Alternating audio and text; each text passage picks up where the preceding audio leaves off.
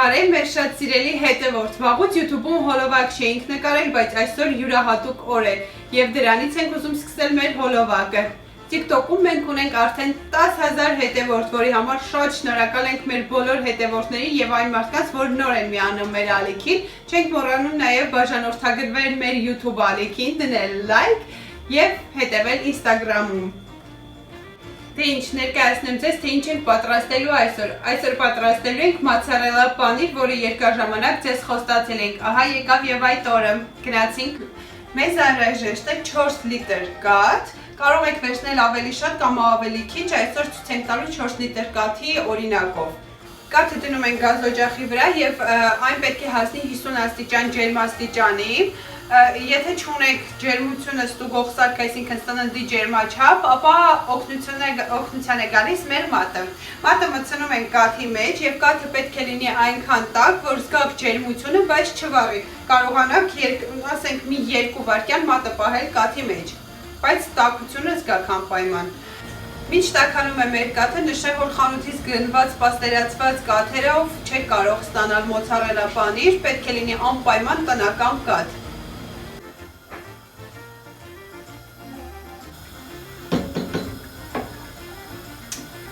Ստուգում ենք կաթի ջերմաստիճանը,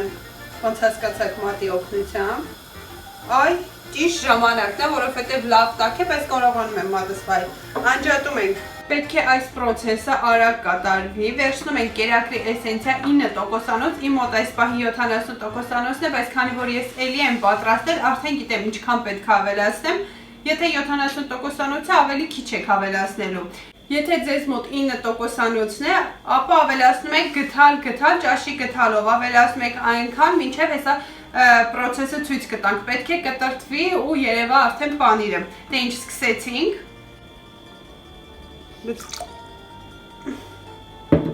Եվ արագ պետք է խառնենք։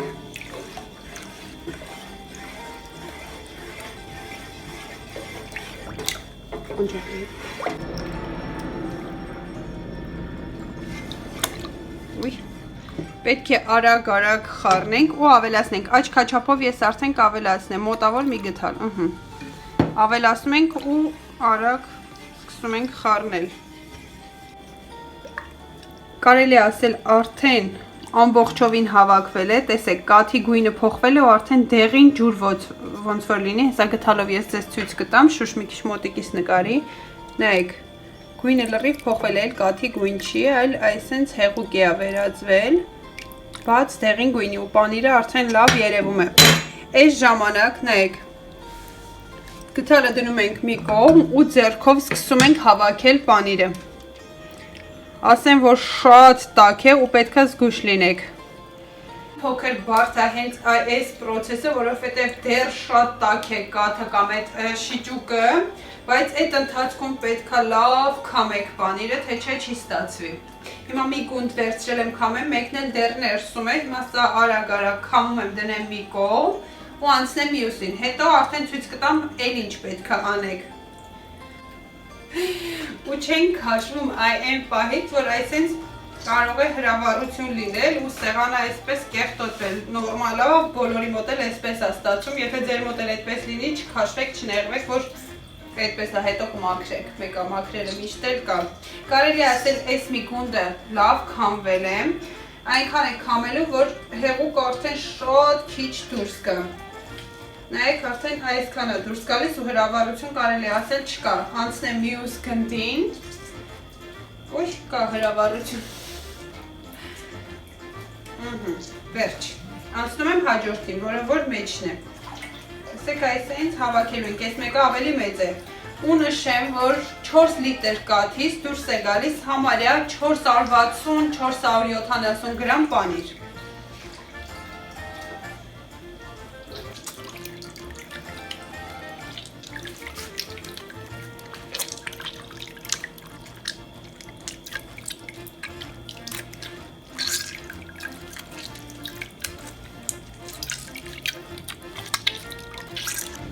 Հիմա վերցնում ենք այս շիճուկը, որը մնացել է պանիրից հետո, տեղափոխում ենք գազօջախի վրա, թողում ենք տաքանա մոտավոր 70 աստիճան, այսինքն այն 50-ը հիշում եք, մի քիչ ավելի տաք պետք է լելի մատով կարող եք ստուգել, համարյա սենց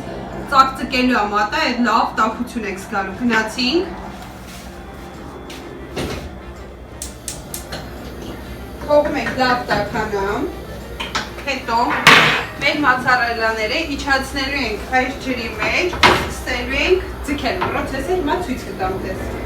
Հեղուկի ջերմաստիճանը հասել է մեր ուզած չափին, անջատում ենք։ Այ այստեղ սկսելու է ամենաբարդ պրոցեսը, քանի որ շատ տաք է հեղուկը, ասենց ձեռքերը վառվելով պետք է արագ անենք այս պրոցեսը։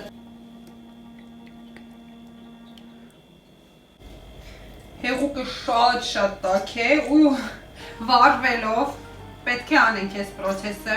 նայեք ինչքան է ձգվում ու ինչքան տաք լինի հեղուկը, այնքան ավելի երկար կարող ենք ձգել պանիրը ու ինչի համար է արվում այս պրոցեսը, որ պանիրը ավելի միասեռ լինի և գնդիկներ մեջը չլինեն, մացարելան պետք է լինի լավ հարթ։ Շնորհակալություն Շուշանին բառը գտնելու համար։ Նայեք, այսպես ենք անում, հետո գնդի ձև ենք տալու, բայց ուզում եմ իջացնեմ ջրի մեջ, մի փոքր տաքացնենք ու նորից այսպես իրա հետ պետք է ասել, կարելի է ասել, խաղում ենք։ Ոտի շատ տաք է։ Վերցնում ենք երկրորդ գունդը, այսպես նայեք, ինչքան այս մեկը երկար մնաց ու այսպես հալում է։ Այսպեսին է լինելու է հենց պանիրը, այսինքն պիցայի վրա այսպես տեսք եք ունենալու։ Սկսենք հավաքել գունդը արագ, քանի դեռ տաք է։ Այսպես եք անում, նայեք, ձգում եք ու տալիս եք մեջ, ձգում մեջ։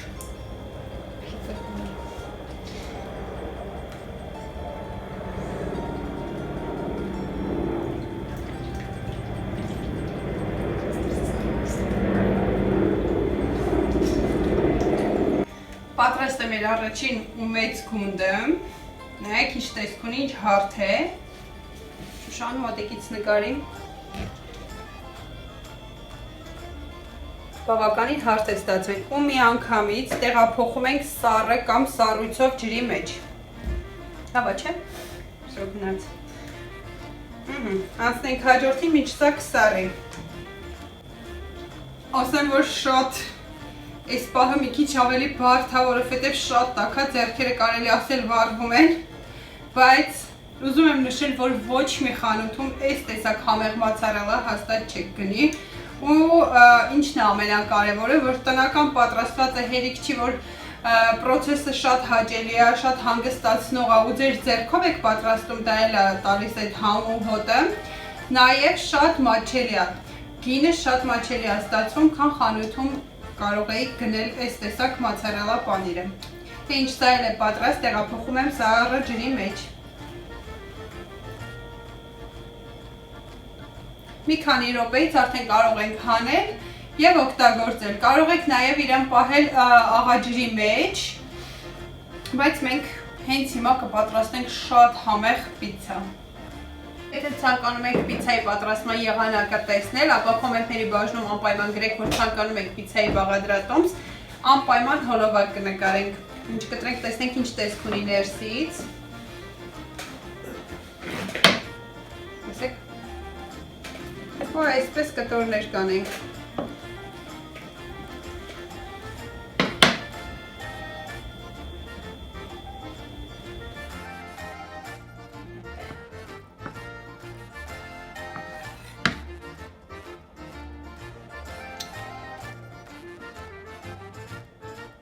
Կտրենք մեր թարմ մացարելոյով պատրաստված պիցցան,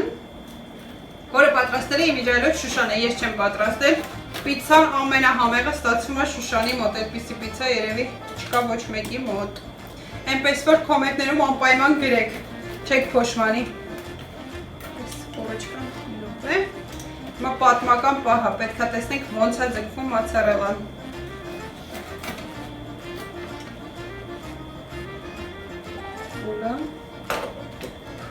Գծում ենք տակ-տակ։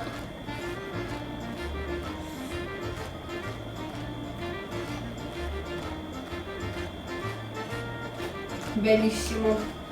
Սենց պիցա ու սենց մոցարելա ոչ մի խանութից վստահ եմ չեք գնելու, ոչ մի սննդի կետից։ Էնպես որ շնորհակալություն դիտելու համար, ցտեսություն։